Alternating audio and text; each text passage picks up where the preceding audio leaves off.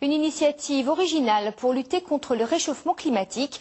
À Vitry-sur-Orne, en Moselle, le véhicule communal roule avec de l'essence et de l'eau, ce qui permet d'obtenir 75% de pollution en moins. Une décision du maire de la ville qui entend bien œuvrer au niveau local pour l'environnement. Explication Géraldine Bénit, Alain Blanquet. C'est une petite tige en inox de 20 cm installée derrière le moteur qui va tout changer. Pour que ça fonctionne, il suffit de remplir le réservoir d'eau. Et le mélange entre ce carburant, l'air et la vapeur d'eau qui a été transformée améliore les performances du moteur et dépollue. Ça entraîne une meilleure combustion. Donc qui dit meilleure combustion dit moins à brûler, donc moins de fumée derrière. Et donc une meilleure pression sur les pistons, donc un gain de consommation. Cette meilleure carburation va automatiquement diminuer la pollution et baisser la consommation.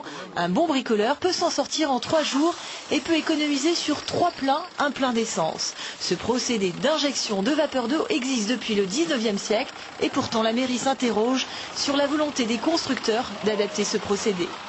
Ce qui m'intéresse, si vous voulez, et ce qui m'interroge aussi, c'est pourquoi un procédé aussi simple n'est pas mis en pratique chez les constructeurs automobiles.